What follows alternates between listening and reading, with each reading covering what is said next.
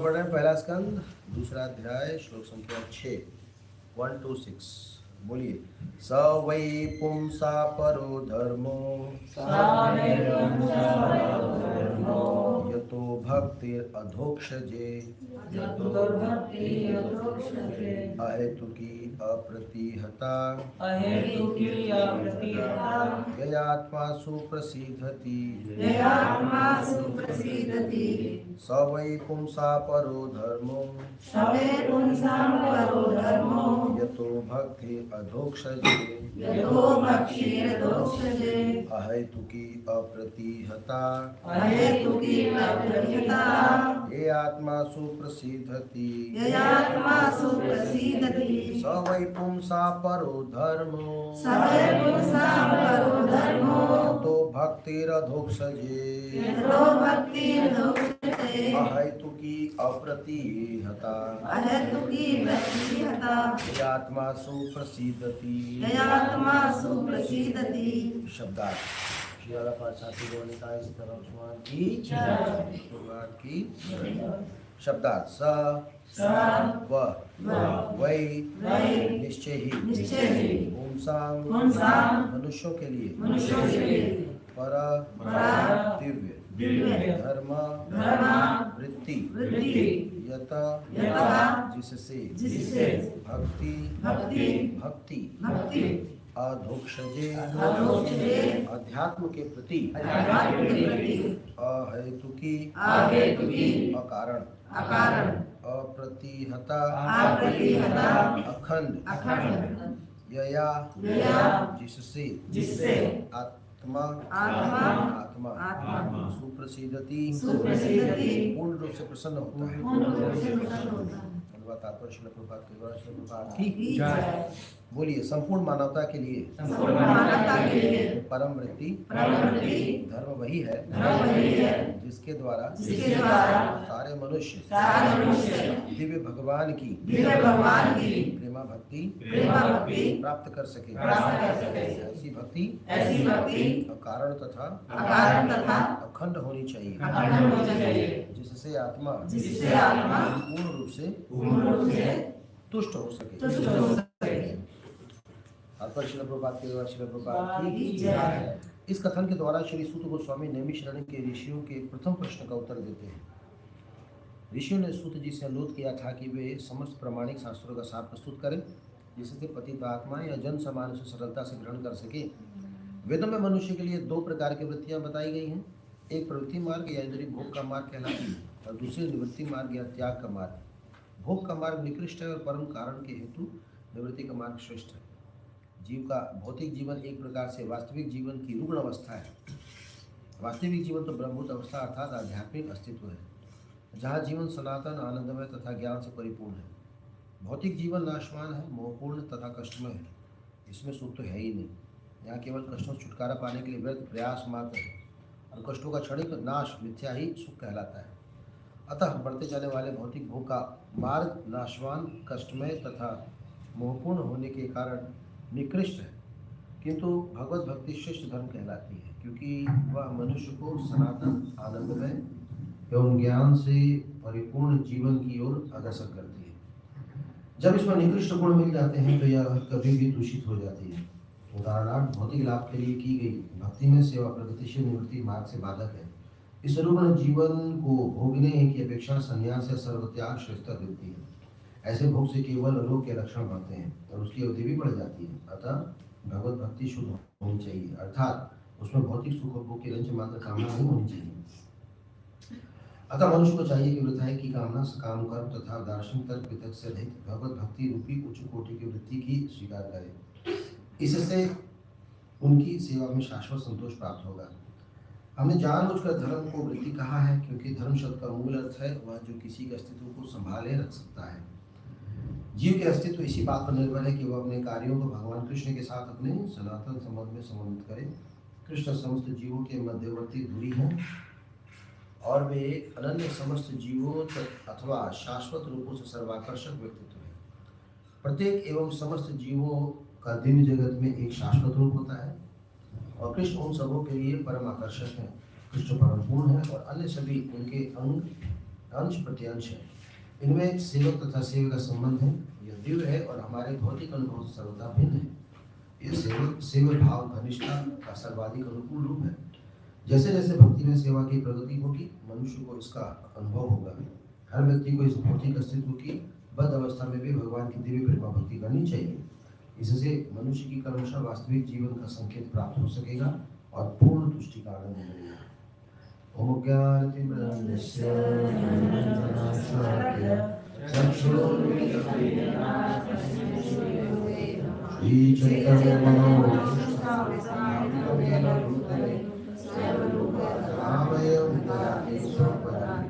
वन्देऽहं श्रीगुरु श्रीपादकमलं श्रीगुरुं वैष्णवांश श्रीरूपं साग्रजातं शरणरघुनाथान्वितं साद्वैतं सावधूतं परिजनसहितं कृष्णचैतन्यदेवं श्रीराधा कृष्णपादां सहगणललिता श्रीविशाखान्विताश्च हे कृष्ण करुणा सिंधु दीनबन्धु जगत्पते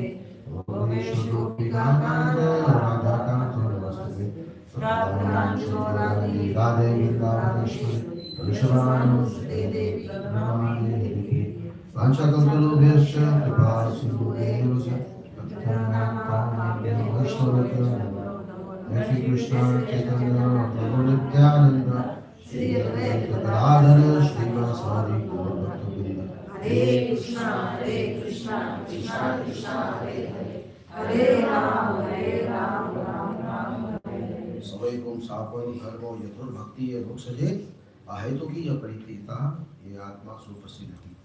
संपूर्ण मानवता के लिए परम वृत्ति वही है जिसके द्वारा सारे मनुष्य दिव्य भगवान की प्रेमा भक्ति कर सकें। ऐसी भक्ति अकाल तथा अखंड होनी चाहिए जिससे आत्मा पूर्ण रूप से पुष्ट हो सके। तो श्रीमद् भागवतम का पहला स्कंद है और देवी शरण में जितने भी उपस्थित ऋषि हैं वो कई सारे प्रश्न पूछते हैं, 6 प्रश्न पूछते हैं। उसमें सबसे पहला प्रश्न यही होता है कि मनुष्य का धर्म क्या है। और हमारा भी यही प्रश्न आता है कि हमारे जीवन का लक्ष्य क्या है, हम क्यों जन्म लिए। तो हम सब ने अपने अपने जीवन का अपना अपना एक लक्ष्य बना लिया है, अपना अपना जीवन बना लिया है। किसी को 10th करना है, किसी को ग्रेजुएशन करना है, किसी को घर बनाना है, किसी के जीवन का धर्म नौकरी करना है, किसी का धर्म परिवार को पालना है, बीवी बच्चों की जो आवश्यकता है उसको पूर्ण करनी है। तो सबने अपने अपने धर्म बना रखे। पर दुख की बात यह है कि इन सब धर्मों के पालन करने के बाद भी व्यक्ति दुखी रहता है, यानी कि ये असली धर्म नहीं है। अगर कोई अपने घरेलू जिम्मेदारियों को निभा ले और सोचे कि मैं इससे सुखी हो जाऊंगा क्योंकि यही मेरा धर्म है, जैसे सब लोग सोचते हैं, तो ये कंप्लीट धर्म नहीं है, ये एक आंशिक धर्म है या एक सेकेंडरी धर्म है। तो प्राइमरी धर्म क्या है यहाँ पे बताया गया है। श्रील प्रभुपाद जी लिखते हैं कि वेदों में मनुष्य के लिए 2 प्रकार की वृत्तियां बताई गई हैं, एक प्रवृत्ति मार्ग या इंद्रिय भोग मार्ग कहलाता है और दूसरा निवृत्ति मार्ग। जो कि हम सबको जन्म मिला है संसार में, हम सब जी रहे हैं, तो 2 रास्ते हमारे को दिखाए गए हैं। एक मार्ग वो है जिसमें हम खाते पीते और भोग विलास करते हुए जिंदगी में आगे बढ़े, और दूसरा है निवृत्ति मार्ग यानी कि त्यागते हुए। तो त्यागने वाला जो है आसान होता है, भोगने वाला चीज ऐसी चीजें हो जाती है जिसको लेने को तो ले लेते हैं लेकिन उसके साइड इफेक्ट्स भी होते हैं। तो साइड इफेक्ट जो मतलब अगर आपने कोई चीज़ ले लिया तो उसका दुष्परिणाम भी आपको भुगतना पड़ेगा। जैसे कई लोग बहुत मनपसंदीदा चीज़ें खा लेते हैं, जैसे दिखने में बड़ी लुभावनी प्यारी चीज़ें दिखती है ना, तो उसका भोग करते हैं, खाते हैं। जब खाने को तो खा लेते हो, तो आनंद तो वसीता दूर का रहता है, उसके बाद उसका जो दूसरा परिणाम है वो शुरू होता है। तो जब वो सामने आता है तो फिर हमें लगता है कि ये ऐसा क्यों हो रहा है, ऐसी गलती क्यों हो रही है। तो सिक्के का दूसरा पहलू है, जैसे एक सिक्का होता है इधर दिखता है, अब ये आपको पसंद है पर ये पसंद नहीं है, तो ये कहाँ जाएगा, ये भी किसी के साथ है, तो ये लेंगे तो इसको भी लेना ही पड़ेगा। तो अच्छा है कि ये छोड़ो, ये भी नहीं चाहिए हमें, ऐसा इसको कहते हैं त्याग का जीवन। तो जब त्याग का जीवन रहेगा तब व्यक्ति खुश रहेगा, तब व्यक्ति सुखी रहेगा। जहाँ हमने इस संसार में कुछ भी भोगने की कोशिश की तो फिर पक्का कष्ट आएगा। तो ये हमें बता रहे हैं, इसलिए मनुष्य क्या करता है, किसी चीज़ को स्वीकार नहीं करता। तो फिर प्रश्न ये उठता है फिर जिएंगे कैसे, रहेंगे कैसे, हमें हमारी बेसिक आवश्यकता है। तो बेसिक आवश्यकताओं के लिए कोई दिक्कत नहीं है। जैसे आपको बेसिक रिक्वायरमेंट है किसी चीज़ की, उसको कोई दिक्कत नहीं। मान लो कोई बोलता मुझे घर की आवश्यकता है, तो भगवान घर देंगे उसको। फिर बोले मुझे 7 बेडेड रूम वाला घर चाहिए, ये आवश्यकता है, ये डिमांड है ना। कई लोग कहें कि हमें गाड़ी की जरूरत है, तो भगवान को गाड़ी देंगे। तो बोले नहीं, हमें एसयूवी स्पोर्ट्स क्लास चाहिए। मर्सिडीज की जो नया वैरायटी आया ना 2024 मॉडल, वो वाली गाड़ी चाहिए, तो ये गलत है, इसकी आवश्यकता नहीं। तो अगर हमें खाना है तो हमें खाने के लिए भगवान ने पत्र पुष्प फल तो चावल दाल रोटी सब्जी दिया, नहीं हम पिज्ज़ा ही खाएंगे, हम बर्गर ही खाएंगे, हमें मंचूरियन ही चाहिए। आज क्या बना है अलग, हर दिन कुछ अलग चाहिए। तो ये जो अलग खाने की इच्छा है ना, वैरायटी खाने की इच्छा है, ये भोग है और ये बचा नहीं सकते। हम लेने को तो ले लेते हैं, प्रयास तो करते हैं, पॉकेट में पैसा है, बाहर मार्केट में अवेलेबल है, चाप खाओ, और जैसे खाते हो तो बस उल्टी गिनती शुरू होगी। अब वो आज निकले या कल निकले, वो बीमारी के रूप में निकलेगा, फिर बहुत कष्ट होते हैं। उसमें जब कष्ट आता है तो मनुष्य क्या सोचता है, अब नहीं खाऊंगा, कभी गलती हो गई। एक बार मेरे एक पहचान के व्यक्ति थे, उन्होंने बाहर गए और बाहर जाके अंडा करी खा लिया बहुत शौक से, सड़क पे खड़े हो गए, तो जो फूड पॉइजनिंग हुई, यहाँ के उस रिक्शे वाले का पूरा रिक्शा ही पलट दिया गुस्से में।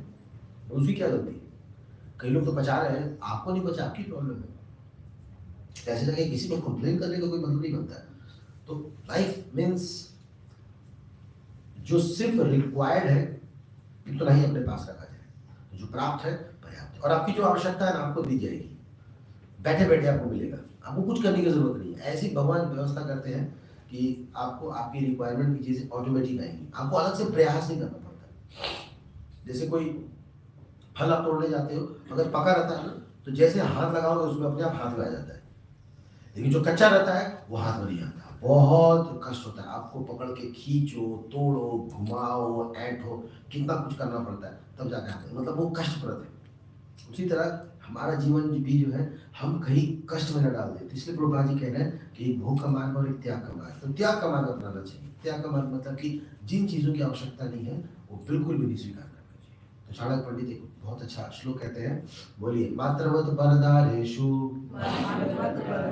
परद्रव्येषु लोष्टवत् आत्मवत् सर्वभूतेषु सर्वश्रुति सपंडितः। बताएगा पंडित ज्ञानी समझदार व्यक्ति किसको कहा गया है? मातृवत परदारेषु, दूसरे की पत्नी को अपनी माता के समान देखना, मातृवत परदारेषु। तो हम जिस परिवार में हैं उसी परिवार में संतुष्ट हैं। हमारे हस्बैंड जैसे भी, हमारे प्रभु जी माता जी जैसे भी है उसी में संतुष्ट रहना है, ठीक है। एक पत्नी व्रत या एक पति व्रत या जो भी है, 2 पत्नी व्रत या अपने समय में 10 पत्नी व्रत, जो भी संतुष्ट है, तो वो व्यक्ति पंडित कहलाता है।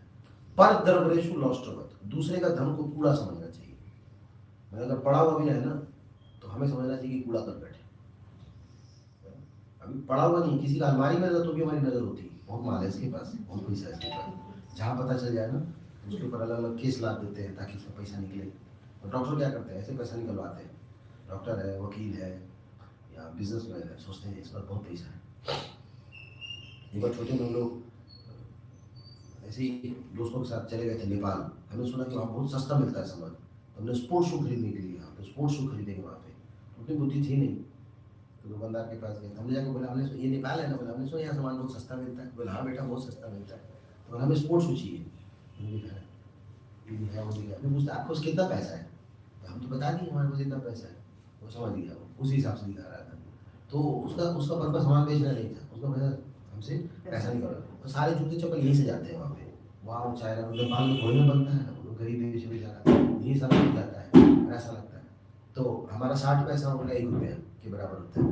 तो कोई भी चीज़ वो बताते तो सस्ता लगता था, जैसे पहले नेपाली रेट बताएंगे, नेपाली बताएंगे कि इसका तो 1000 रुपया, आप 600 दे दीजिए, कितना कम बोल पाएंगे, है ना, लेकिन एक्चुअली वही है। तो लोगों का बस एक ही पर्पस होता है, पैसा। तो दूसरे का पैसा हमारे लिए कूड़ा के बराबर होना चाहिए। और आत्मवत सर्वभूतेषु, और दूसरों को उतना वैसे ही आदर देना चाहिए जैसे आदर मान सम्मान हम चाहते हैं। यह पश्यति सपंडिता, ऐसे लोग जो है पंडित होते हैं। तो यह है निवृत्ति का मार्ग, ये मार्ग निवृत्ति का है, ये मार्ग डिटैचमेंट का है। आप ऐसे चलेंगे तो बहुत खुश रहेंगे, लेकिन जहाँ दूसरे का सामान हटने का मन में चक्कर आया, हरे कृष्णा हरे राम, थोड़े माल घोरे यहाँ, दूसरे का माल अपने यहाँ भर लो, वो डेंजरस हो जाता है। Not required. फिर कभी पड़ा कई बार क्या होता है ना, मंदिर कई लोग जाते हैं ना, सेम दो चप्पल दिखते हैं, जैसे आपका चप्पल है ना वैसे किसी और का चप्पल है, तो उसका चप्पल नया दिखता है, तो वहाँ मन थोड़ा डोलने लगता है। समझ रहे हो? हमारा वाला ज्यादा घिसा है, कम घिसा है, चल दो। अब फिर मन क्या सांत्वना देता है, हमारा भी तो गायब हुआ था पिछली बार, हमारा भी तो कोई पहन के गया था, तो हम पहने तो क्या हो गया। तो इस तरह से हम चप्पल कॉन्शियसनेस हो जाते हैं। फिर प्रसाद में कई बार होता है ना, अब कई बार बर्थडे होता है तो इतने छोटे छोटे केक काट के दिए जाते हैं, पर आपका वाला जो केक होता है उसमें क्रीम कम होता है और बेस ज़्यादा होता है। तो हमने कई बार बहुत ही सब चुड़ता है, ठीक से नहीं काटा, बड़ा क्रीम है, इसको देखते हैं। तो भगवान ने आपके लिए वही किया, आपके लिए less cream and more solid. ये भी हो सकता है कि भगवान आपको ज़्यादा क्रीम दे, तो ठीक है, जिसने काटा है वो ये सोच के आपकी शक्ल देख के थोड़ी काटी, उनकी शक्ल कैसी लगी है, तुम्हें देख के तो नहीं काटा। अब कट गया तो कट गया, अब आगे ले लो खा लो। हमारे साथ भेदभाव हुआ, यहाँ यही होता है, शुरू से मैंने देखा है। हम जब मांगने गए तब से हमारा वाला केक हमेशा टेढ़ा कटा रहता है, और में कृष्णा जी को हमेशा मोटा वाला पीस मिलता है ना। जो इस संबंध से उत्पन्न चीज है, ठीक है, जो प्राप्त है तो अब यहाँ हम केक खाने थोड़ी आए, पेट भरने थोड़ी है, पेट भरने के लिए घर पड़ा है ना, जाओ खाओ वहाँ पे। तो ये समस्या हर जगह लगी रहती है, सिर्फ यही नहीं, घरों में भी लगा रहता है, रिश्तेदारी में लगा रहता है, समाज में हर जगह ये प्रॉब्लम लगी रहती है। निवृत्ति होनी चाहिए, डिटैच होना चाहिए, हमें सोचना चाहिए कि ठीक है, मिनिमम रिक्वायरमेंट, शरीर और आत्मा को चलाने के लिए जितनी मिनिमम रिक्वायरमेंट है उतना मिल जाए बहुत है, बस पेट भर जाए, बस दैट्स इट। पेट जहाँ हम स्वाद से, और शरीर जहाँ हम फैशनेबल चीज़ों से, और मन जहाँ हम इंद्रिय तृप्ति से भरना चाहेंगे, बस वहीं पर समस्याएं होती है। बेयर मिनिमम रिक्वायरमेंट जो हमें दिया जाएगा वो ठीक रहता है। आगे कह रहे हैं प्रवृत्ति निवृत्ति मार्ग हो गया, भोग का मार्ग निकृष्ट है और परम कारण हेतु निवृत्ति का मार्ग श्रेष्ठ है। तो एक प्रश्न ये भी आता है कि ले लेंगे तो क्या हो जाएगा। एक्चुअली लेने से क्या होता है कि वो कष्ट का मार्ग बन जाता है। तो भोग का मार्ग कष्टप्रद है और निवृत्ति का मार्ग क्या है, सुख देने वाला है। कष्टप्रद क्यों है, जब आप दूसरे की चीजें ले लेंगे या फिर आपके पास आवश्यकता से अधिक होगी ना, तो लोगों की नजरें लगती है उसमें। देखो अगर आपके पास पैसे होंगे ना तो लोग मांगेंगे, या तो दोगे या तो नहीं दोगे, नहीं दोगे तो शराब देंगे, आधे दोगे तो फिर आपका दिमाग खराब होगा कि ले गया पता नहीं वापस करेगा कि नहीं करेगा, और आए दिन कुछ ना कुछ लगा रहेगा, मेरी बेटी बीमार है, हॉस्पिटल में एडमिट है, प्लीज मेरी मदद कीजिए, प्लीज मेरी मदद, आपको मदद करें, और पता चला कि आपसे आपके जैसे 100 लोग उसकी मदद कर चुके हैं, है ना। और वो कोई काम धाम करता नहीं है, कोई नौकरी करता नहीं, कोई चाकरी करता नहीं है, हमेशा बढ़िया बढ़िया मेल बना के भेजता रहता है। एक व्यक्ति है ऐसे ही, मैं उसको जानता हूँ, मैं जब से कहीं उसको मतलब 7-8 साल से देख रहा हूँ, कहीं भी वो काम ठीक से नहीं करेगा। उसको कितने लोगों ने नौकरी दिलवाया, कितने लोगों ने पैसे से मदद की, अब उसके घर में कोई बीमार पड़ता है, प्रभु जी प्लीज मदद कर दीजिए, तो बड़ा दया लगता है, लेकिन उसकी बात को, उसकी हरकतों को देख के लगता है नहीं ये नालायक है, ये कुछ करता नहीं। अभी कुछ दिन पहले मेरे को फ़ोन करके कह रहा कि प्रभु जी मतलब कुछ ऐसे ही जॉब का, तो मैंने कहा कि मैंने कहा कि भाई मेरे पास तो जॉब है नहीं, अब मंदिर आओ हम आपको खिला सकते हैं, आपको सेवा करना, प्रसाद पा लेंगे, नहीं वो ही नहीं, वैसा नहीं, कुछ अच्छा दूसरा टाइप का जॉब चाहिए, टाइप का तो कहाँ हो सकता है ऐसा, तो आप चूज ही नहीं बन सकते। तो भोग मीन्स कष्ट और त्याग मीन्स आराम, सुकून। आप छोड़ दीजिएगा, आप आराम से रहिएगा। आगे प्रभा जी कह रहे हैं जीव का भौतिक जीवन एक प्रकार से वास्तविक जीवन का अरूढ़ अवस्था है। वास्तविक जीवन तो ब्रह्मोत्तर अवस्था अर्थात आध्यात्मिक अस्तित्व, जहाँ जीवन सनातन आनंदमय तथा ज्ञान से परिपूर्ण है, वहीं भौतिक जीवन नाशवान मोहपूर्ण तथा कष्टमय है। तो एक बात ये भी बताई जा रही है, प्रभा जी कह रहे हैं कि जो मनुष्य का जीवन है, यानी कि हम सब जो है हमारा जीवन कैसा है, तो ये कह रहे हैं कि सनातन आनंदमय तथा ज्ञान से पूर्ण, यानी कि सच्चिदानंद है, ये हमारा जीवन है। सच्चिद आनंद, सत मतलब कि सनातन, और चित माने ज्ञानवान, और आनंद मतलब कि खुशियों से भरा। तो हमारा जीवन, हमारी आत्मा ऐसी। तो आत्मा को न तो खाने की जरूरत है, और ना सोने की जरूरत है, और ना ही किसी घर की जरूरत है। आत्मा को किसकी जरूरत है ही नहीं। जरूरत है शरीर को, शरीर को कपड़े चाहिए, शरीर को खाना चाहिए, शरीर को घर चाहिए, आत्मा को तो चाहिए नहीं। तो जो लोग आत्मा के स्तर पर रहते हैं उनको इनकी रिक्वायरमेंट नहीं होती, पर जो जितने शरीर के लेवल पर रहेगा उसको उतनी ज्यादा रिक्वायरमेंट होगी। तो इसलिए आध्यात्मिक स्तर पे आना चाहिए। जैसे जैसे हम आध्यात्मिक स्तर पे आते हैं वैसे वैसे हमारी शारीरिक आवश्यकताएं कम होने लगेंगी, और जैसे जैसे हम भौतिक स्तर पर रहेंगे बॉडीली डिमांड्स बढ़ेगा। बॉडीली डिमांड्स का कोई अंत नहीं है, शारीरिक आवश्यकताओं का कोई अंत नहीं है, लेकिन आध्यात्मिक अवस्थाओं का अंत है। तो थोड़ा सा उसको चाहिए, बस क्या चाहिए, कुछ भी। जैसे मछली है, मछली को पानी दे दो वो सूखी हो जाएगी और उसको कुछ नहीं चाहिए, और उधर सब कुछ है, नहीं? पानी में सब कुछ है, लेकिन मछली को निकाल दो अगर पानी से, उसके बाद सब कुछ दिया जाए पानी छोड़ के, तो उसको बहुत तकलीफ होगा। उसी तरह हमारे लिए आध्यात्मिक जीवन ही नेचुरल जीवन है, नॉर्मल जीवन है। जब आध्यात्मिक जीवन जीते हैं तो हमारी आवश्यकताएं धीरे धीरे कम होने लगती है, और एक समय के बाद आपको किसी चीज की जरूरत नहीं पड़ेगी, आपको एक बार खाने की जरूरत नहीं पड़ेगी।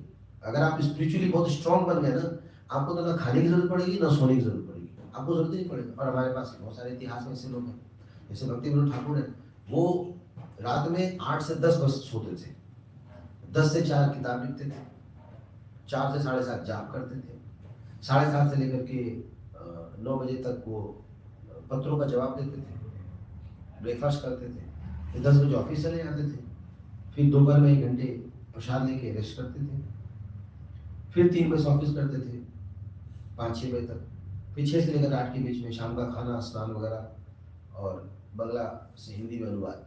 तो टोटल स्लीपिंग आवर्स 3 घंटे, रात में 2, दिन में 1, बस। कई लोग हैं ऐसे, कोई रिक्वायरमेंट ही नहीं होती। रघुनाथ दास गोस्वामी सिर्फ 1.5 घंटे सोते थे, और पेशाब में क्या लेते थे, 1 कप छाछ, नहीं पड़ती थी, जरूरत ही नहीं पड़ता एक्चुअली। मतलब मैंने भी पर्सनली देखा है, मुझे भी 5 घंटे की नींद मेरे को काफी लगता है। जैसे 5-5.5 घंटा हो जाए ना तो मेरी नींद अपने आप खुल जाती है, अब उसको लगता है कि ज्यादा हो रहा है। कुछ लोगों को 8-9 घंटे से नीचे समझ ही नहीं आता। कल एक भक्त मेरे को कह रहा था, प्रभु जी मतलब मैं जगा रहता तो मैं जगा रहता हूँ, लेकिन जब मैं सो जाता हूँ ना तो मैं खो जाता हूँ, मुझे पता ही नहीं मैं कहाँ हूँ। तो कुछ लोगों की नींद ऐसी है, बहुत भयंकर नींद आती है, मैंने उनको उठाओ ना, मतलब पकड़ के हिलाना पड़ता है, पूरा बिस्तर हिल जाता है, उठोगे घोर निद्रा, कहते हैं डीप तमोगुण, वेरी हेवी, बिग प्रॉब्लम। तो ये शारीरिक प्रॉब्लम है, तो शारीरिक समझ है। आत्मा को नींद की जरूरत क्या है, आत्मा की जरूरत थोड़ी है, आत्मा कभी नहीं सोती, आत्मा को जरूरत नहीं। तो जितना ज्यादा हम बॉडी कॉन्शियस है उतना ज्यादा हमें बॉडीली रिक्वायरमेंट होगी, जितना ज्यादा आत्मा कॉन्शियस होंगे उतनी बॉडी रिक्वायरमेंट कम हो जाएगी। बॉडीली रिक्वायरमेंट का अंत नहीं है। अब आप बोलेंगे नहीं जी मैं मतलब 7-8 घंटा है, उससे ज्यादा नहीं सोता हूँ, मतलब कि गलत है। और अगर आप इसको मेंटेन करते रहे ना तो कुछ समय के बाद जब अगला शरीर मिलेगा, जैसे मान लो भालू का शरीर मिला तो 12 घंटा सोएंगे, और वो भी अगर नहीं कम पड़ा आपको तो उसके बाद फिर अजगर का शरीर मिलेगा, वो 24 घंटा सोता रहता है, वो खाली मुंह खोलता है, कुछ आ गया फिर सो जाएगा, वो खाली सोता ही रहता है। चॉइस हमारी ऐसा। तो कई लोगों को नींद बहुत प्रिय है, सोने के नाम पे बहुत खुश होते हैं, चलो सोया जाए। उसी तरह कुछ लोग खाने के नाम पे बहुत ज्यादा खुश होते हैं, जहां बात खाने की होती है ना सारी इंद्रियां सतर्क हो जाती है, वहां प्रसाद में पूरा एक्टिव हो जाते हैं। आओ नमो भगवते वासुदेव में डाउन हो जाते हैं, लगता है पता नहीं 1 घंटा ही कैसे कटेगा हमारा। खाने में ऐसा नहीं सोचते। तो जितना ज्यादा खाने का हमारा रहेगा ना तो खाने का कोई अंत ही नहीं है। आज से खा रहे, जब से पैदा हुए तब से खा ही रहे, कोई अंत ही नहीं है। उस समय पेट भर जाता है, फिर थोड़ी देर बाद फिर चाहिए, सुबह खाया दोपहर में चाहिए, शाम को फिर अगले दिन सुबह फिर चाहिए, और खा ही रहे, और वैरायटी, इसका कोई अंत ही नहीं है। तो ये सब मेटेरियल डिमांड्स है, बॉडीली डिमांड्स है। जब परीक्षित महाराज को 7 दिनों का समय मिला तो उन्होंने कुछ खाया पिया थोड़ी था, क्यों? अब वो अपने शरीर से लेवल से उठकर आत्मा के लेवल पे आ गए थे। अब उनकी शारीरिक आवश्यकताएं खत्म हो गई, अब उनको वो डिमांड फील नहीं हो रहा था। I was feeling very elevated, जरूरत ही नहीं महसूस हो रही थी। ध्रुव महाराज गए थे तपस्या करने के लिए, जरूरत ही नहीं थी। ये लोग पता क्या खाते थे, कोई भी हरी चीज नहीं है। मैंने बताया कि कम से कम तुम हरी चीज खा सकते हो, हरी पत्ते। ये जो महात्मा लोग होते हैं या रोटी बोटी, ये सूखी चीज, जैसे जो पेड़ से कोई पत्ता गिर जाता है ना, उसको खा लेंगे और नदी का पानी पी लेंगे और हवा लेते। एक देवरा बाबा थे वृंदावन में, उसे हवा पानी पे रहते थे, ऐसा लोग ज्यादा अच्छा है। तो हम ये नहीं कह रहे हैं कि आज से ही सब त्यागने का प्रयास करें, लेकिन इसीलिए फास्टिंग कराई जाती है, आपको दिखाने के लिए, देखो आप रह सकते हो नहीं। तो कोशिश करना चाहिए कि 15 दिन पे एक बार फास्टिंग करें। फास्टिंग करने से शरीर ज़्यादा अलर्ट रहता है, ज़्यादा एक्टिव रहता है। खा लेने के बाद बहुत बुरा हाल होता है, जैसे ढेर सारा भात खा लिया, बड़ा बड़ा गोला बना खा लिया, उसके बाद क्या हाल होता है आपको पता है। वो सिर्फ नींद आती है और कुछ नहीं। इसीलिए अल्पाहार, आंशिक थोड़ा सा बस रिक्वायरमेंट है ये। तो हमारा शरीर जो है आध्यात्मिक चीज़ों के लिए बना है, जिसमें सनातन अन्य और ज्ञान से पूर्ण है। लेकिन जो भौतिक जीवन वो किससे बन गया अभी? नाशवान, मोहपूर्ण और कष्ट में। 3 चीज़ों से क्या है? ये नाशवान है, आज न कल नष्ट होगा, मोहपूर्ण अटैचमेंट हुआ पड़ा है, और कष्ट में, कष्ट से भरा हुआ है। इसमें सुख तो है ही नहीं।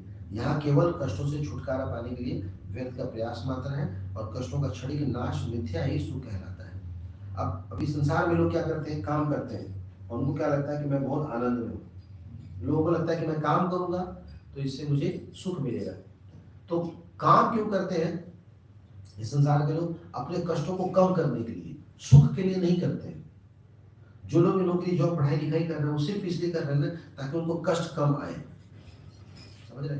जैसे कि आपको 102 डिग्री फीवर है, आपको बहुत बुरा लग रहा है, लेकिन 2 डिग्री कम हो जाए, अब आपको 100 हो जाए, तो कैसा लगेगा? अच्छा लगेगा। तो इसको सुख नहीं कहते हैं, इसको कम दुख कहते हैं। तो कम दुख को ही हम संसार के लोग सुख मान करके बैठे। तो ऐसे सुख का क्या लाभ? ये तो टेम्पररी। और किसी ने आपको 10 थप्पड़ मारा, आपको बुरा लग रहा, फिर अगले दिन 5 मारेगा, कैसा लगेगा? ये अच्छा काम है। तो ये क्या है? मतलब कम दुख हो गया ना, तो कम दुख अच्छा लग रहा है। बोले कैसा फील हो रहा? नहीं आज अच्छा लग रहा है, क्यों? कल 10 मारा था, 5 ही मारा। लेकिन भाई ये तो कष्टी तो है ही। तो उसी तरह इस संसार में हम जब जो भी क्रियाएं कर रहे हैं वो कुछ नहीं, बस अपने समस्याओं को कम करने के लिए है। अब इसमें निकृष्ट गुण भी कर। अच्छा, एक चीज और है जो भक्तों के लिए खास कर बताया गया है कि भगवत भक्ति श्रेष्ठ धर्म कहलाती है, क्योंकि मनुष्य को सनातन आनंद और ज्ञान से परिपूर्ण हुई। जब इसमें निकृष्ट गुण मिल जाते हैं तो यह कभी कभी दूषित हो जाती है।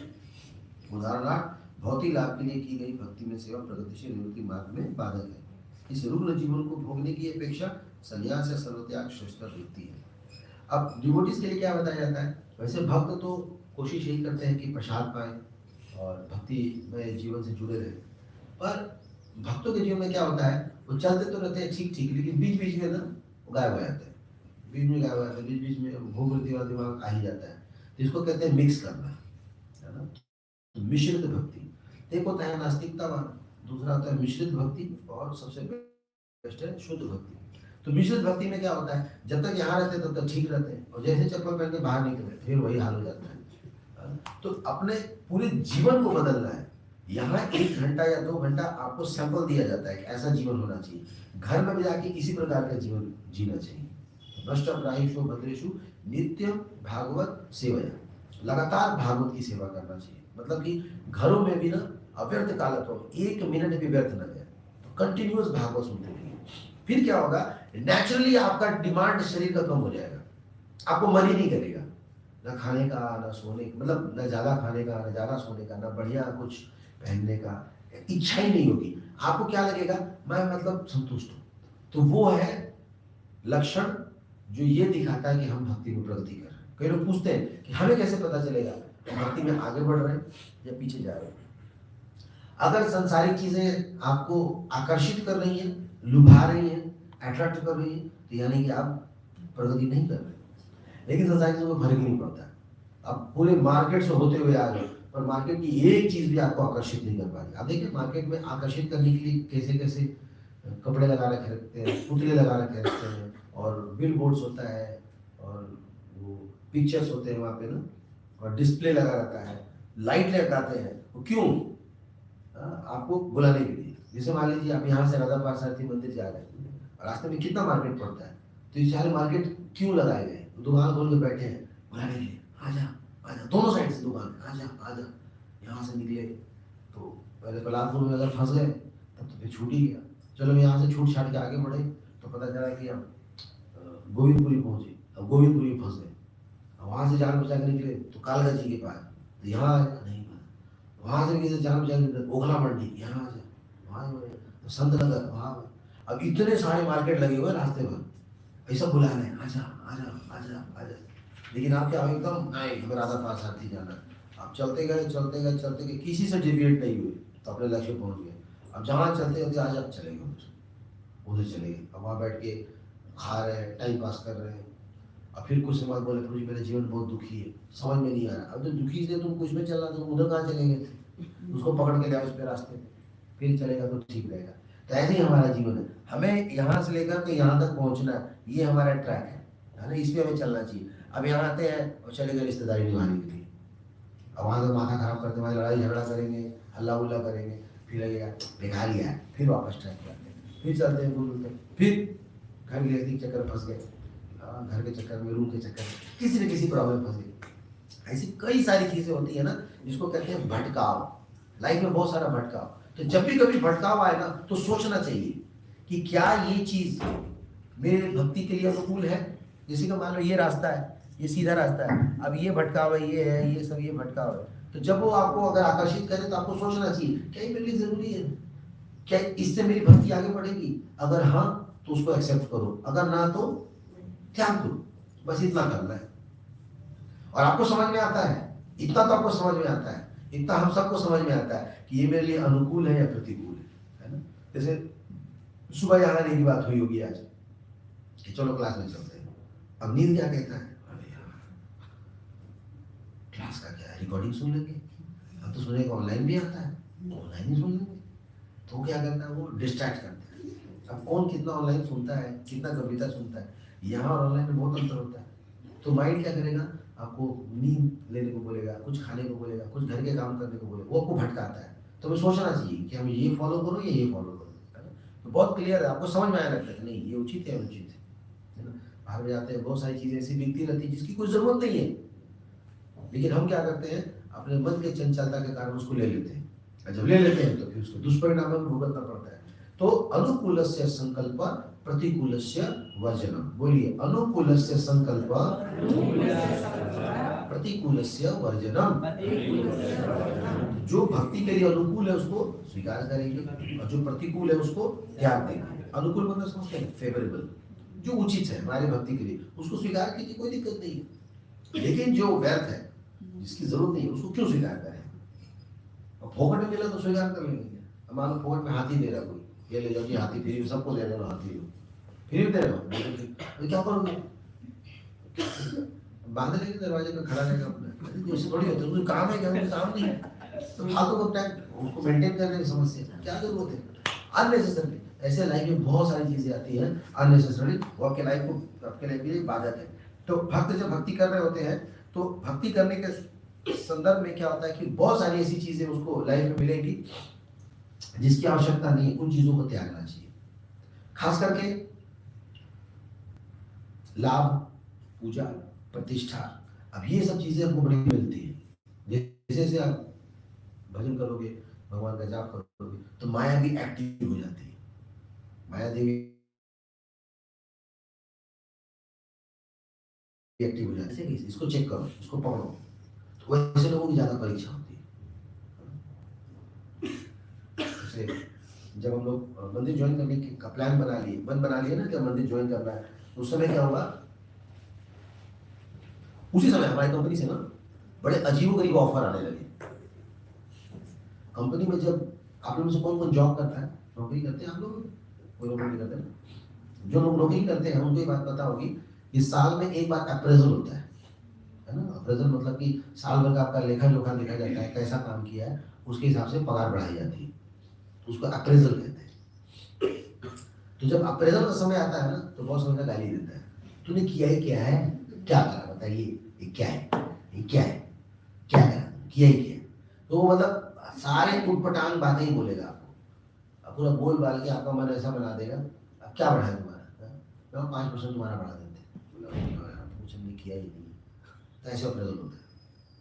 अब वही व्यक्ति अगर उसी व्यक्ति को अगले दिन अगर बोल दो ना कि जाओ जाके रिजाइन दे दो, तो जाके रिजाइन देता है, मैं अब काम नहीं कर सकता सर, मैं दूसरी जगह जा रहा हूँ। अरे क्या हो गया, तू तो इतना अच्छा कर रहा था, तूने साल में कितने काम किए, तू तो 30 मार का था। अरे भाई क्या हो गया, दिक्कत क्या है, किसी ने कुछ बोला है, सैलरी बढ़ानी है, 20% कर देता हूँ। संसार ऐसा है। ये अगर आप जैसे छोड़ने की बात सोचोगे ना कि अब हम ऑनियन गार्लिक नहीं खाएंगे, अब हम चाय नहीं पिएंगे, उसी समय कोई आपके घर में आएगा, पता है ये आसाम का ना बहुत फेवरेट चाय है, 5,000 रुपया किलो है, अरे इसको पीते बनाओ क्या, हाँ कल से बंद कर देंगे सर, आज ऐसे आपकी कभी परीक्षा नहीं होगी, उसी समय परीक्षा होगी, ये पक्का होता है। तो हम लोगों ने जब नौकरी छोड़ करके मंदिर ज्वाइन करने का सोचा ना, तो उसमें कोई नहीं पूछता था, और जैसे हमने ज्वाइन करने का बोला, दूसरी कंपनी से ऑर्डर आने लगे, वो अपॉइंटमेंट आने लगा, ऑफर आने लगा, हमारे सर हमारे यहाँ ज्वाइन कर लो। एक यूएचजी था, यूनाइटेड हेल्थ केयर, उसका ऑफर मेरे पास आया, सर आप ज्वाइन कर लो, आपको आपकी ट्रेनिंग ओवरसीज में होगी, ओवरसीज में आपको अमेरिका भेजेंगे। अरे मैं नहीं जा रहा। तो बहुत ऑफर आते हैं, लेकिन ऐसे पढ़े तो कोई ना पूछेगा आपको, तो कुछ करते हैं कि गाली देंगे सुबह शाम, ऐसी माया देवी है। जब तक आप भक्त नहीं बन रहे हो ना, कोई नहीं पूछता, लेकिन जैसे भक्ति करोगे ना, देखो कैसे एक से बढ़कर एक प्रलोभन आते हैं, बाहर खाने का ऑप्शन दिखेगा, दुनिया के लोग पूछेंगे और भर्त्सना करेंगे और बहुत सारी बातें। तो माया देवी क्या देखती है कि अगर मान लो उसके पास 100 लोग हैं और 100 के लोग सबके सब गलत काम कर रहे हैं, तो बहुत खुश रहती है, हाँ मेरा क्लाइंट मेरे पास है, एक भी निकलने खुश रहता है, तू कहाँ जा रहा है, अच्छा पंडित आए बेटा तेरी परीक्षा हुई है। तो जो भक्त बनते हैं ना, उनकी परीक्षा ज्यादा होती है, उन्हीं की परीक्षा ज्यादा होती है, तो जहाँ छोड़े उसकी तबीयत खराब हो जाएगी। डॉक्टर बोले इसने छोड़ दिया ना ऑनियन गार्लिक, कमजोर सा हो रहा है, हाँ इसको मुर्गा खिलाओ ठीक हो जाएगा, इसको विटामिन की गोली दो, रेड टैबलेट दो, इसको लाल गोली आती है ना जो दवाइयों को लेकर, ये खिलाओ, आयरन उसको आयरन खिलाओ, तो लोहा पर उसको डालो खिलाओ। जैसे बड़ी परीक्षा होती है, बहुत प्रॉब्लम होगा, बहुत दिक्कत होगी। एक बार मैं क्लास देता था, एक व्यक्ति बेचारा दूसरे किसी को ले आया, तो पहला दिन आया, पहले संडे क्लास में आया, और जैसे वापस गया उसकी वाइफ का टांग टूट गया। फिर अगली बार आया, बोला प्रभु जी पिछली बार में थोड़ा सा प्रॉब्लम हो गया था, वाइफ को उसका पैर प्रारब्ध ठीक हो जाएगा। फिर उसने मुझे बैठो क्लास किया, जब इस बार गया दोबारा पता चला उसके घर में चोरी हो गई। तभी बार को बोला प्रभु जी वो मैं वाइफ थी नहीं, मैं भी था नहीं, पता नहीं दिन में किसी ने कुछ निकाल लिया हो, तो ऐसे ही है, चिंता हो गई। तीसरी बार आया तो पता चला उसकी वाइफ सास गुजर गई। बोला प्रभु जी मैं आ नहीं पाऊंगा। जब से आना शुरू किया है तो कुछ ना कुछ काम, हालांकि सिर्फ मतलब ऐसा थोड़ी है, कोई मतलब नहीं है, लेकिन लोग उसी तरह कनेक्ट करके देखते हैं। मैं यहाँ आया ना तभी मेरे को सर्दी हो गई, कुछ सर्दी तो ऐसे भी होती रहती है, लोग सर्दी होती नहीं है, नहीं प्रभु जी मैं देख रहा हूँ वैसे सर्दी नहीं हुई थी, 6 दिन सर्दी नहीं हुआ, जैसे फ्राइडे को मैं आया ना, तो वो माया देवी ऐसा दिमाग में डाल देती है ताकि ये मेरा क्लाइंट बाहर ना जाए। पर जरा सोचना चाहिए, क्या लोगों के टांग नहीं टूटते? जितने लोगों के टांग टूटे क्या हरे कृष्णा में गए थे? क्या लोगों की सांसें नहीं बनती? क्या लोगों की चोरियां नहीं होती? क्या लोगों को सर्दी नहीं होती? क्या फीवर नहीं होता? वो ऐसा माया देवी दिमाग में डाल देगी ना आपके। और माया देवी कैसे डालती? किसी के माध्यम से। तेरे को सूट नहीं कर रहा, तू जा रहा तो देख ले, तेरा नुकसान होगा। आज पक्का, आज तू क्लास गया ना, आज देखना तेरा पक्का लॉस होगा कुछ ना कुछ, और दिन भर में कुछ ना कुछ लॉस तो होता ही है। जब देखा बोला था ना, तो अरे कितने लोगों का नुकसान होता रहता है, पर वही चीज दिखाई। जैसे तुम वहां जाना शुरू किए हो, तुम्हारे लोग बहुत कम होते गए, संकीर्ण विचार हो गए, अलग सोचते हो, कमजोर हो रहे हो, आंखों के नीचे काला हो रहा है, वीकनेस आ रही है। जब से तुम्हारे जाना शुरू, तुम्हारे बाल पकने शुरू हो गए, हाँ सही कह रहा है, तो इसी पकते हैं बाल भाई, है ना। तो माया देवी क्या करती है, इस तरह के ना प्लान बनवाती है किसी न किसी, ताकि आप भक्ति में आगे ना बढ़ो। पर जैसे छोड़ छाड़ के वापस आओ फिर देखना फिर कोई कुछ नहीं बोलेगा। अब जो लड़के बाहर दोस्तों के साथ घूमते फिरते हैं, वो अगर जाना बंद कर दे तो वैसे जो 99% गलत काम करते हैं उसको कोई कुछ नहीं बोलेगा, लेकिन ये एक अगर सुधर गया ना, पूरे 99 लोग इसी पे ध्यान होगी कि कहाँ जाता है, क्या करता है, क्या खाता है, कैसे रहता है, सब देखते रहते हैं पहली बार से। जहाँ एक गलती हुई ना, पकड़ा उसको। हमारे ऑफिस में केक आता ना, बर्थडे के केक आता था, तो वो लोग देखते रहते कि खाते हैं कि नहीं खाते।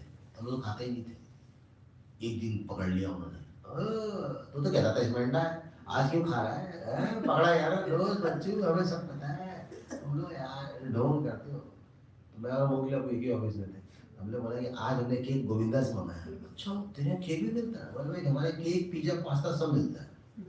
तो हम अपने मंदिर से ना ऑफिस में केक मंगवा लिए थे, बड़ा सा केक 2 किलो का केक, उस दिन खूब खाए थे। हमने कहा हमें केक से प्रॉब्लम नहीं है, केक कहाँ से आया हमें उससे प्रॉब्लम है। हमें लोगों से प्रॉब्लम नहीं है, तो लोगों की चेतना कैसी है हमें उससे प्रॉब्लम है। तो इसलिए इंग्लिश में कहते हैं you are not, your mind is rascal. आप अच्छे हो, आपका दिमाग खराब है। तो दिमाग को ठीक करो तो कोई प्रॉब्लम नहीं है। तो दिमाग ठीक होता है भक्तों के संग से। तो शुरू में आपको थोड़ी चुनौती होगी, थोड़ा सा दिक्कत होगा। गाड़ी भी चलाते हैं जो लोग नया नया सीखते हैं, उनको थोड़ी दिक्कत होती है ना। आपको गियर है, क्लच है, ब्रेक है, स्टीयरिंग है, साइड है, पीछे आगे सब देखना पड़ता है। लेकिन एक बार जब सीख जाते हो तब क्या होता है, कंफर्टेबल, एक हाथ से चला रहे हैं, एक हाथ से खा रहे हैं, है ना, आगे पीछे सब देख रहे हैं, एक्सपर्ट। तो आते रहेंगे आप ना, तो आप भक्ति में चैंपियन बन जाएंगे। फिर लोग आपसे गाइडेंस लेंगे, आप कैसे मैनेज करते हैं। इसके लोग पूछते हैं ना, प्रभु जी बैलेंस कैसे करें, पूछते हैं ना प्रभु जी बैलेंस कैसे करें, बैलेंस, वो सब बैलेंस आप सीख जाओगे, आते आते करते करते बैलेंस सीख जाएंगे। पर इसका मतलब ये नहीं है कि हम प्रोसेस को छोड़ दें, क्योंकि यही एकमात्र प्रोसेस है जो हमें आत्मा के स्तर पर ले जाएगा। और एक समय के बाद आप इतने एक्सपर्ट हो जाएंगे, आप इतने एक्सपर्ट हो जाएंगे कि लोग आपको देख करके भक्ति करेंगे। आप बोलेंगे कि इनका जीवन बहुत सुलझा हुआ है, तो सुलझे हुए जीवन को अपनाइए। 2 बातें और बताई गई हैं इसमें, अहेतु की अप्रतिहता ये आत्मा सुप्रसिद्ध थी।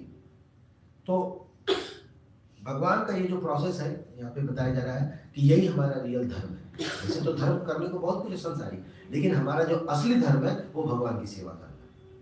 पर ये सेवाएं होनी कैसी चाहिए, तो 2 तरीके से बताई गई हैं, अहेतुकी और अप्रतिहता। अहेतुकी किसको कहते हैं? अहेतुकी का मतलब है, वर्ड से पता चल रहा है, अहेतु, हेतु मतलब से ना करें। अगर आप भगवान की सेवा, भगवान के दरबार में भगवान की भक्ति अगर किसी मतलब से कर रहे हैं तो फिर वो शुद्ध भक्ति नहीं। तो निस्वार्थ होनी चाहिए। ये नहीं कि हम आपकी पूजा पाठ माला चैंटिंग जप इसलिए कर रहे हैं ताकि हमें ठीक कर दो, हमारी फैमिली को ठीक कर दो, हमारा प्रॉब्लम सॉल्व कर दो, हमें ये चाहिए वो चाहिए, फिर ये अशुद्ध है, ये प्योर नहीं है। शुद्ध भक्ति का मतलब हमें कुछ नहीं चाहिए, बस हम आपकी खुशी के लिए करें, हम आपकी प्रसन्नता के लिए, आपके लिए हम सारा प्रोसेस चैंटिंग जप ये जो करें, इस भाव से अगर करेंगे तो कहते हैं शुद्ध भक्ति। जैसे प्रेम होता है, प्रेम शुद्ध होना चाहिए। एक शुद्ध प्रेम कौन सा है? जिसमें बदले की कोई आकांक्षा ना हो। जैसे कई लोग बहुत प्रेम करते हैं किसी से, और वो क्या चाहते हैं, हम 1 किलो प्रेम करते हैं, तुम भी हमसे 1 किलो करो, बल्कि 2 किलो करो, कम नहीं होना चाहिए। तो ये क्या है? बदले की भावना है। तो ये आशा जग गया ना। हर किसी की परिस्थिति एक नहीं है, पर real love is that love जहाँ पे कोई एक्सपेक्टेशन ना हो। जैसे माँ का बच्चे के साथ होता है, माँ अपने बच्चे से बहुत प्रेम करती है, पर वो जरूरी नहीं है अपनी मम्मी से उतना प्रेम करे, लेकिन फिर भी मम्मी का प्रेम उसके लिए उतना ही बना रहता है ना। इसको कहते हैं अहेतुकी। ये प्योर लव है, प्योर लव इसी को कहते हैं। उसी तरह एक भक्त भगवान से प्रेम करता है, यथा तथा विदधातु न पटो मत प्राणनाथास्तु सेवनापरा। तो भले ही भगवान हमें हमारे आवश्यकता अनुसार रिजल्ट दे या न दे, हमारी उनके प्रति निष्ठा वैसी बनी रहेगी। हम जब उनकी सेवा करते हैं और हमारे सब चीजें नहीं चलती ना, हमें बहुत दिक्कत होने लगता है। हमें लगता है हमारी सुनी नहीं रहती, उनकी क्यों पूजा करें, चलो दूसरे जगह चलते हैं, शनिदेव के यहाँ चलते हैं, वहाँ मेरा ख्याल से काम जल्दी पूरा होता है। तो आप काम पूरा करने के लिए आए हो तो फिर आप भगवान के पास मत जाओ, फिर आप जाओ किसी देवी देवता के पास, क्योंकि देवी देवता बिजनेस करते हैं। आप उनको चढ़ावा दो, वो आपको इनाम देंगे, जाओ यही करते रहो। लेकिन ये तो प्रेम है, यहाँ पे प्रेम मिलता है। एक पिता है, ये क्या करेंगे, आपको आप कुछ भी मांगो देंगे वही जो आपके भले के लिए। जैसे कोई बच्चा अपने पिताजी से कहता है मुझे 2 व्हीलर चाहिए, उसके पिताजी उसको साइकिल देते हैं। बोले 2 व्हीलर का मतलब मोटरसाइकिल समझाता है, बोलते नहीं तुम्हारे लिए साइकिल उचित है। लेकिन देवता लोग क्या है, उनको कोई मतलब नहीं है, उनको आप कर्म करो, वो आपको मोटरसाइकिल दे देंगे, ट्रक दे देंगे, हेलीकॉप्टर दे देंगे, उसका तुम मरो, उससे उनको कोई मतलब नहीं। पर भगवान क्या है, वो देखते हैं किसको कितनी आवश्यकता है। इसलिए भक्ति कैसी करनी है, अहेतुकी। दूसरी बात यहाँ पे लिखी हुई है अप्रतिहता। अप्रतिहता का मतलब कि कंटिन्यूअस होना चाहिए, अखंड होना चाहिए। ये नहीं कि बस आज फ्राइडे है तो आज सीरियस, खाली संडे को सीरियस, या सप्ताह में 1-2 बार सीरियस, या सिर्फ सुबह सुबह सीरियस नहीं। आप एक रेगुलर फ्रीक्वेंसी बना लीजिए और कंटिन्यूअस उसको करना पड़ेगा, तभी रिजल्ट आता है। तो अप्रतिहता का मतलब ये होता है ना, नित्यम लगातार सेवाएं होनी चाहिए। जैसे कोई चीज मथता है ना, तो लगातार उसको घुमाना पड़ता है, तब उस दही में से मक्खन निकल के आएगा। 1-2 बार घुमा दिया तो फिर मक्खन नहीं निकलेगा। उसी तरह भक्ति रिजल्ट कब आता है, जब हम उसको लगातार करते हैं, लगातार इस चैंटिंग प्रोसेस को या श्रवण प्रोसेस को या फिर भगवान को भोग लगाने का लगातार होना चाहिए। तब लास्ट में आता है ये आत्मा सुप्रसिद्धि, तब वो आत्मा कैसा होता है, संतुष्ट होता है। तो इस श्लोक में यही बताया गया है कि हम सब चूंकि आत्मा है और हमारा धर्म है सनातन और ज्ञानवान और हमेशा आनंदित रहना। तो आनंदित होने के लिए 3 काम करने के लिए बताया गया है। पहला क्या है, भगवान की शुद्ध भक्ति करें। शुद्ध भक्ति यानी कि एक ही धर्म है हमारा, भगवान की सेवा करना, ये हमारा प्राइमरी धर्म है। वो सेवा कैसी होनी चाहिए, अहेतु की और अप्रतिहता, बिना किसी मतलब के, और वो भी लगातार। तो जब ये करेंगे तब हम रियल धर्म निभाएंगे आत्मा का, तब हम सुखी होंगे। और हम सब सुखी होने के लिए आए हैं इस संसार में। भगवान से सुखी तो मानते हैं कि प्रभु हमें सुख दो, लेकिन सुख का जो तरीका निकालते हैं वो गलत निकालते हैं, गलत तरीके से सुख होना चाहते हैं। ये सही तरीका है सुख होने का, धर्म का पालन करके अहेतु की और अप्रतिहता। हरे कृष्णा कृष्णा कृष्णा हरे हरे, हरे राम राम राम। किसी का कोई प्रश्न है इससे संबंधित, हमारे पास 5 मिनट है। Any question? प्रभु जी, आपने बोला कि जैसे कि यहाँ माहौल बनता है तो घर में भी जाके ऐसे घर में ना माहौल बने तो आपको बनाना चाहिए। जैसे आप यहाँ पे आते हैं तो कोई लीडर है, लीड करता है, इन्हीं चीजों को वहाँ पे कीजिए। जैसे घर में बिल्कुल ऐसे ऑर्डर बनाइए, घर में इसी तरह प्रवचन कीजिए, सुबह शाम प्रवचन मतलब सुनिए। जैसे आपने सुबह सुना, फिर शाम में सुनिए, सुबह शाम, फिर सुबह दोपहर शाम, फिर लगातार। कई लोग करते हैं, अब देखो जिसको रुचि जहाँ होती है ना वही करते हैं। जैसे कुछ बच्चों को वीडियो गेम खेलने का होता है, उनको नशा चढ़ जाता है, वो कहीं भी रहता तो खेलते हैं। देखा आपने, थोड़ा सा मौका मिलेगा ना करते रहते हैं, उनको थोड़ी बोलना पड़ता है। वो कैसे करते हैं, अहेतु की और अप्रतिहता। अहेतु मतलब उसके पीछे ना उनको और कोई भाव नहीं, बस मेरे को खेलना मजा आ रहा है। और अप्रतिहता मतलब बिना ब्रेक के कर रहे हैं। जिसको ऑपोजिट जेंडर से अट्रैक्शन है, मान लो कोई युवक है, युवती है, अगर किसी को किसी से आकर्षण है, वो कहीं भी फोन निकाल के बात कर लेगा। यहाँ निकलेगा दरवाजे के पीछे, गाड़ी में बैठेगा, कहीं बैठेगा, यहाँ बैठेगा, उसको बोलना थोड़ी पड़ता है। अहेतु की और अप्रतिहता, वहां भी निकल के आ रहा है। तो कंप्यूटर में या मोबाइल में कैसे भी सुन सकते हैं? कहीं भी सुन सकते हैं। अगर आपको रुचि जग गई है ना भगवान के बारे में श्रवण करने की, आप कहीं ना कहीं से सुन ही लोगे। प्रेम होना चाहिए बस। जिसको प्रेम रहता है वो कहीं ना कहीं से अपना पक्का जुगाड़ निकाल लेगा। इस संसार में इतने सारे तरीके बने हैं भगवान के बारे में श्रवण करने का, तो आप कीजिए। नहीं आप करेंगे तो फिर आपको कुछ और सुनना पड़ेगा, तो उससे भगवान के बारे में श्रवण करेंगे। फिर जब कुछ काम हो वो सुन लीजिए। फिर जैसे मान लो आप ये केंद्र है, आप केंद्र में रहिए। मान लो कहीं जाना पड़ा, जाइए, फिर वापस आ जाइए, फिर खाना खाया, फिर वापस आ जाओ, फिर काम किया, फिर आ जाओ, घर वालों कुछ काम, फिर आ जाओ। Come to your point. हमने भक्ति को यहाँ रख रखा है, साइड कर रखा है, और केंद्र में कुछ और रख रखा है।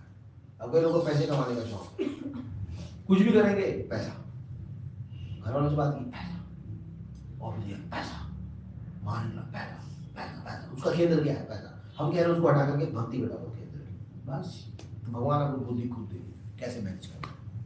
तो घर में ऐसे कीजिए, ट्राई कीजिए, कुछ तरीके निकाल कर भगवान आपको आइडिया देंगे। ठीक है।